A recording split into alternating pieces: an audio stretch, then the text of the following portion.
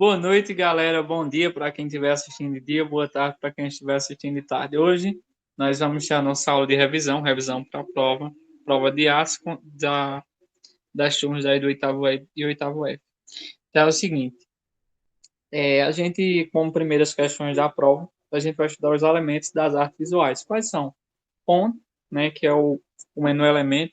Ele sozinho, né, como aí já diz, ele tem pouco significado, mas quando juntos produzem ideias de sombra, luz e tonalidade. Como vocês veem nessas duas imagens.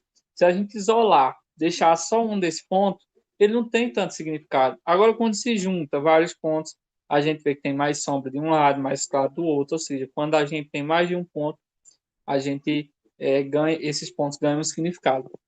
E aí tem uma técnica muito famosa que utiliza desses pontos, que é o pontilhismo. Por exemplo, vocês veem aí essa imagem de cima, que tem essas flores. Então, essas flores foram montadas apenas com pontos.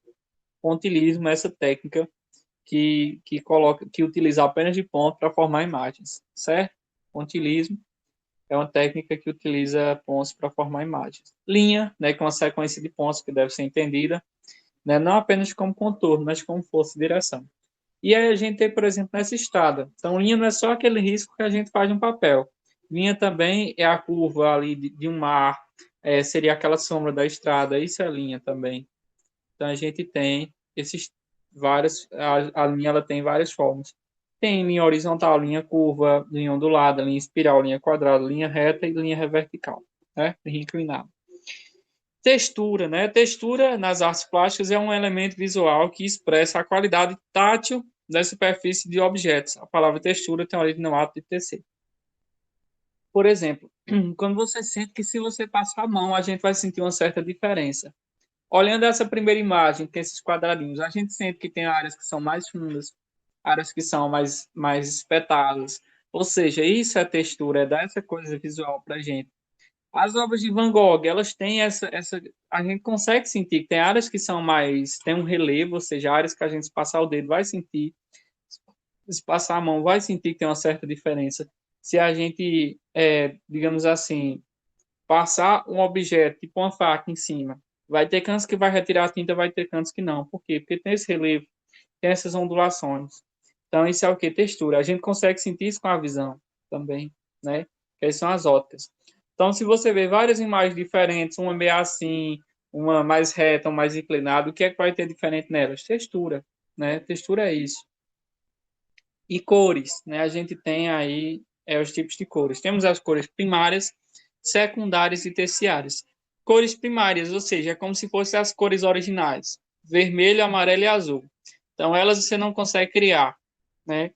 Já, por exemplo, se a gente misturar vermelho e amarelo, dá laranja, verde e azul, dá verde, é, amarelo e azul, dá verde, azul e vermelho, dá roxo. Então, se a gente consegue misturar dois tipos de cores primárias e formar um outro tipo de cor, essas cores que eu formei vão ser secundárias. E aí, quando a gente mistura cores primárias com secundárias, ou secundárias e secundárias, a gente tem cores terciárias, né? Que aí a gente já tem uma diversidade maior. Quanto à forma, que também é outro elemento visual, podemos classificar em bidimensional e tridimensional. Então, o que seria bidimensional, o que seria tridimensional?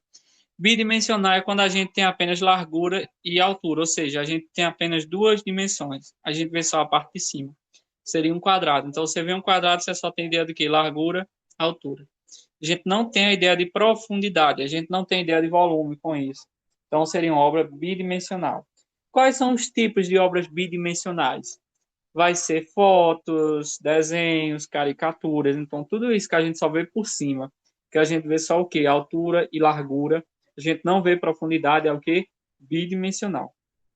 Agora, se a gente vê aí altura, se a gente vê largura e profundidade, como por exemplo nesse cubo aí, vocês vão ver muito bem, vai ser uma obra o quê? Tridimensional. A gente vai ver três dimensões, assim é uma obra 3D, né? Uma obra tridimensional.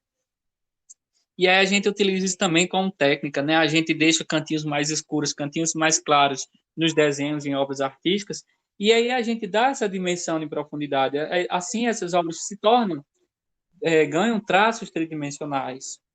Essa forma ela também pode representar duas formas. Ela pode ter um aspecto figurativo ou um aspecto abstrato. Figurativo é quando representa seres, objetos, paisagens e outros elementos da maneira que vemos no mundo. Por exemplo, a gente vê essa forma, identifica aqui uma mulher, a gente identifica aqui uma fada, que é um ser, mas a gente identifica que é um ser. A gente identifica uma lua. Quando a gente consegue identificar isso, é uma obra figurativa. Ela tem um ser, ela representa um objeto, ela representa uma paisagem, ela representa uma determinada coisa. Quando a gente consegue ver isso de cara, a gente identifica, se torna figurativo.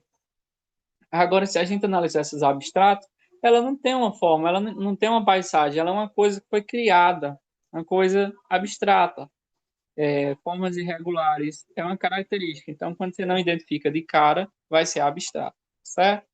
Então, você vê um unicórnio, você vê uma fada, não é um ser real, mas é um ser, né? Você consegue identificar. Então, com isso, é uma obra figurativa, certo? E aí a gente vê, por exemplo, agora, linguagem musical.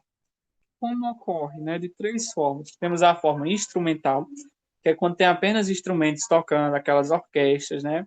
Ela pode ser também na forma vocal, que é quando se utiliza apenas a voz. A gente vê aqueles cantores que usam apenas a voz. Então, ali vai ser um elemento vocal. E misto é quando há-se, né, aí o conjunto de instrumento e de voz.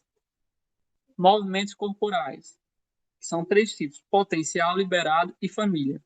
Potencial é quando eu estou parado, quando eu não estou me movimentando. Então, potencial é quando não faz, quando o movimento não faz nenhuma trajetória. Por exemplo, eu estou dançando uma pausa. Então, é movimento potencial, certo? Quando eu começo a me mexer, movimento liberado. E quando, por exemplo, eu faço uma organização, estou naquelas danças, a pessoa pula, dá uma voltinha, para um pouco. Então, quando a gente tem várias formas, quando a gente faz uma série de movimentos organizados, se torna família. Família de movimentos, certo? E, por fim, qual seria o nosso último conteúdo? Xilogravura. Então, o que seria xilogravura? É uma técnica de gravura em madeira. Você risca uma determinada madeira, seja com uma faca, seja com algum objeto, e você faz um desenho na madeira. E aí você passa a tinta em cima e põe em folha, como se fosse um carimbo, e isso vai ser xilogravura. Xilogravura geralmente acompanha o quê? Cordel, né? E para finalizar o nosso conteúdo da prova, então, como o combate de Lampião com Xavier na Fazenda de Poeiras contribuiu no sentido da fé cristã do povo local? Então, a gente tem que pensar o que foi que mudou quando Lampião combateu lá, que ele perdeu a batalha. O que foi que as filhas do Coronel Xavier mandaram fazer? Então, foi uma igreja, foi uma capela, foi um altar para que as pessoas pudessem rezar. Então, construiu alguma coisa e é isso que vai estar lá na prova, certo? Então, bons estudos, boa prova, vai dar tudo certo. Qualquer coisa me procurem, estou sempre à disposição, tá? Forte abraço.